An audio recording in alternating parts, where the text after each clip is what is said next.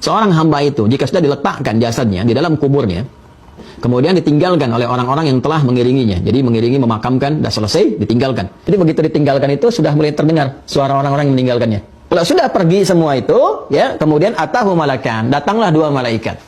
Keduanya mendudukkan orang itu, jasad itu, ya. Fayaqulani lahu, maka berkata, mulai diinterogasi, mulai ditanya. Ya, malaikat itu bertanya kepadanya, dua malaikat itu bertanya, "Ma kunta taqulu fi hadzal rajuli Muhammadin sallallahu alaihi wasallam?"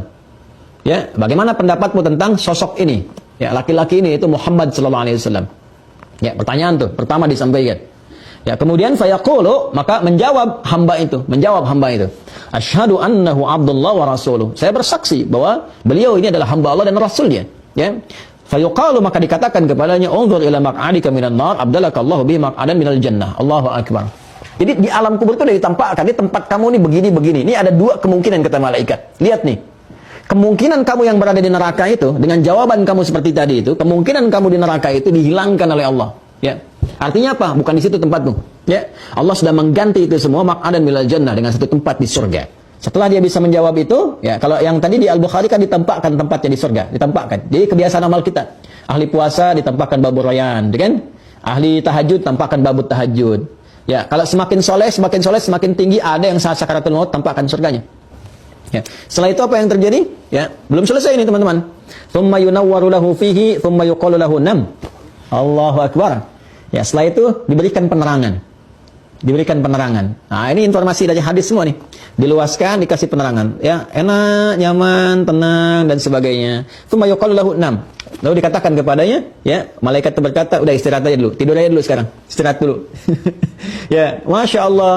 Ya, disuruh istirahat, ditampakkan surganya, nikmat semua, tempatnya luas, tempatnya lebar. Ya. Kemudian, fayaqulu arji' ila ahli fa akhbirhum. Allahu akbar. Ya, Allahumma shalli ala sayyidina Muhammad. Fa yaqulu arji'u ila ahli, ya, fa akhbiruhum. Maka mayit itu berkata, aku bisa enggak pulang dulu? Aku ingin kabari keluargaku. Dia ingin mengatakan, jangan banyak meratap, jangan sedih, cepat siap-siap beramal. Aku lebih nikmat di sini, kalau bisa cepat nyusul ke sini. Di sini lebih enak dibandingkan dengan tempat yang kamu tinggali sekarang. Arji'u ila ahli fa akhbiruhum. Ya, aku mau pulang, ya, mau kembali dulu ke keluargaku. Aku pengen ngasih tahu, kalau bisa beramal, cuman nggak mampu, nggak bisa, gitu kan? Maka diperintahkan oleh malaikat, fayaqulani nam, kanaumatil arusil ladzi la yuqidhuhu illa ahabbu ahli ilaihi. Allahu akbar. Kamu tidur aja seperti tidurnya pengantin yang nggak akan terbangunkan kecuali oleh yang paling mencintainya, baru dia bangun. Ya, maka ini menggambarkan suasana kenikmatan di alam kubur dikasih sedemikian rupa. Maksudnya apa? Sampai nanti Allah tetapkan hari kebangkitan tiba, baru bangkit. Bangun. Jadi kubur itu tempat istirahat aja. Ya, Masya Allah, diapresiasi tinggi. Udah, kamu udah lelah. Kamu di dunia tawakan am tawak. Ya ayyuhal insanu innaka kadihun ila rabbika kadhan famulaqi. Kamu udah berusaha sebaik-baiknya, ya. Udah luar biasa lelah kamu. Sekarang lelah, kamu istirahat aja. Karena udah nanti ada kebangkitan, tegang lagi macam-macam. Udah, jangan sibuk lagi, udah enggak ada amal lagi, selesai kamu. Enggak ada jejak lagi. Makanya disebut alamnya kubur karena enggak ada jejak amal lagi setelah itu. Udah, diam aja di sini, istirahat. Istirahat sampai kebangkitan tiba dan sebagainya. Kecuali nanti yang Allah kehendaki karena hikmah-hikmah tertentu, hal-hal tertentu. Ya, misalnya dia bermohon kepada Allah, kan, terus kitanya sering mendoakan juga, terus ngirim kebaikan-kebaikan, kan? Ya, dengan doa-doa, dengan amal soleh, dengan sedekah. Itu ada yang diperkenankan, melihat dalam mimpi, kan? Ngasih isyarat, senyum, bahagia, macam-macam. Ada yang demikian dengan kehendak Allah Subhanahu wa taala. Itu babnya tersendiri. Nanti begitu masuk bab itu kita terangkan sehingga paham dengan ilmunya. Ya. Nah, bagian terakhirnya hatta yab'athahu Allahu min marji'ihi dzalika, ya, min marji'ihi dzalika, sampai Allah membangkitkan dari tempat beristirahatnya itu. Wa in kana munafiqan qala sami'tu an-nasa yaqulu fa qultu mithlahu la adri. Tapi kalau orang munafik, ya, orang munafik diminta untuk bersyahadat mengenali Rasulullah, dia enggak bisa. Tadi kayak di Al-Bukhari, dia berkata, ya, sami'tu an-nasa yaqulun, saya dengar manusia banyak bicara, orang-orang banyak menyampaikan begitu. Ya, fa qultu mithlahu la adri. Maka saya pun, ya, menyampaikan seperti itu aja. Saya nggak tahu sosok ini siapa, ya kan? Saya nggak tahu harus mengatakan apa, ya.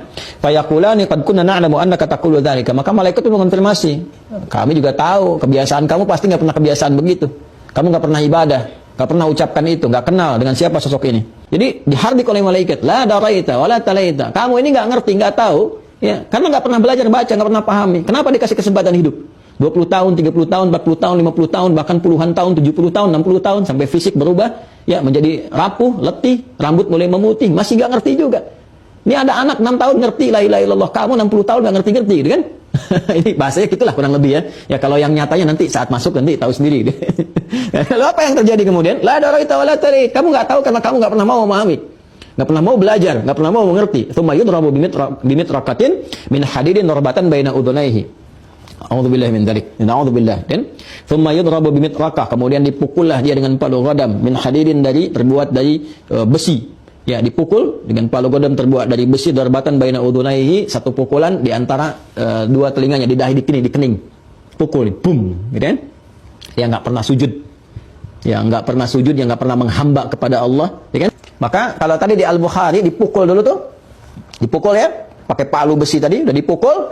Maka malaikat itu dikonfirmasi di At-Tirmidzi, setelah itu belum selesai, udah dipukul, diperintahkan kepada tanah, himpit tuh sampai hancur. Maka hancurlah kemudian tulang belulangnya, habis semuanya. Ya, dan terus begitu, terus tuh kan? Ya, terus begitu dihancurkan sampai kemudian tiba hari kiamat. Jadi tiap waktu begitu aja. Ya, tiap waktu begitu, dihimpit, hancurkan, pukul, himpit, hancurkan, selesai gitu kan? Dan demikian. Jadi kita berlindung pada Allah Subhanahu wa taala akan keadaan-keadaan di alam kubur karena ini perkaranya gaib dan belum ada riset pengetahuan dan tidak mungkin ada juga sehingga bisa ditangkap oleh akal, maka nggak usah menyoal dengan akal. Ya, kalau ada orang menyoal akal dengan alam kubur, ini menunjukkan dua hal. Satu, imannya dangkal, kedua, ilmunya juga nggak ada.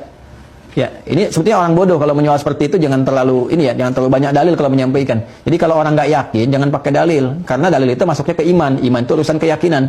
Ya, disampaikan, dakwahi, doakan, sudah selesai.